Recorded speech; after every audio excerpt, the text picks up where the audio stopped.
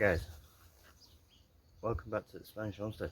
So today I'm going to do something a little bit different. I'm going to give you 5 top tips on when your goat is nearly in labour or due to go into labour.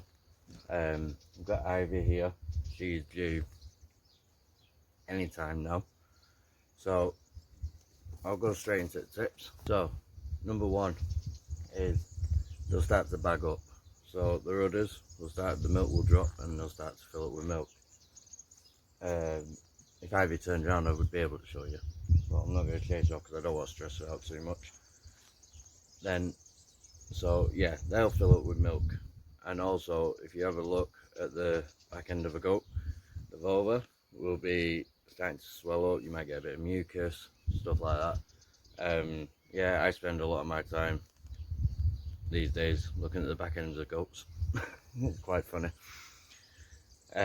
So that's tip number 1. Number 2, the ligaments. See how where a tail is stood up on the top of a tail, the tailbone comes up, the ligaments will completely disappear. Now on Ivy, she's got none left. You can more or less get your fingers right round her tailbone, so that's telling me that she's due very soon.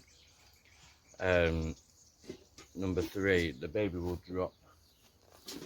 Now she might have just gone into perfect position there. If you look, she's probably, because she's bent down, you can't see it very much, but when she stands up straight you can actually see the baby has dropped. So I don't think she's got very long left. You can more or less see the whole spine all the way down. Yeah, and so that's number 3, is the baby will drop. Number 4, she'll separate from the herd, which as you can see she's done that. Like, you can't really see now because they're trying to fight over alfalfa, but if you just sit here and watch during the day, she'll sit on one side and the herd sits on the other. So, and it's not really much of a big herd we have here, so normally they're all together, but she has separated herself off. So yeah, that's number 4. Number 5 is she'll start pawing at the ground. So I've noticed today, like, she's walking around, she's pawing at the ground, she's trying to make herself comfortable, she's looking for a good place to give birth. So yeah, that's sort of my 5 top lookouts for it. I can tell you now that Ivy, if she's not got a day or so left, she's probably got hours. I reckon tonight could be maybe a long night because Ivy's having her first baby, so I want to keep a really close eye on her. But normally here we just let them do it on their own, so but we will keep a close eye on her. Other tips I can give you: keep people on hand. So if you keep a vet on hand or somebody who knows about goats, I've done it in the past. Obviously this will be my 3rd, 4th lot of kids now, so I've kind of got the gist of it, I've got the idea of it.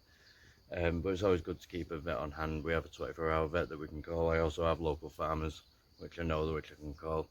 I have really good friends which know a little bit more than me that I can give a call to, so it's always good to keep those people on hand, make them aware that you may be calling at silly o'clock in the morning.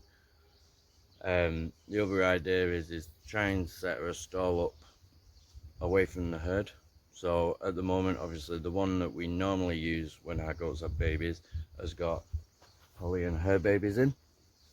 So today what we've done is we've set up like a new paddock. I've took a bit of the alfalfa barn and I've set her up a stall, only because as of tomorrow we've got a lot of rain coming in, and it'll just be sod's law that you can guarantee she'll give birth in the rain tomorrow. So I've got her stall set up all strawed out, which I'll show you in a second.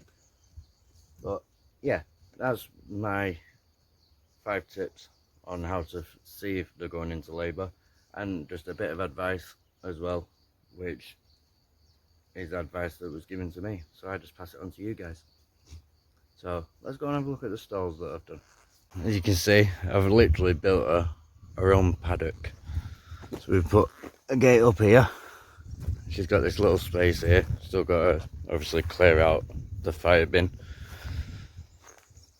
But this was obviously where the compost heap was, and we moved the compost heap over there, and we've opened the chickens right up now, so that chickens have all this space here.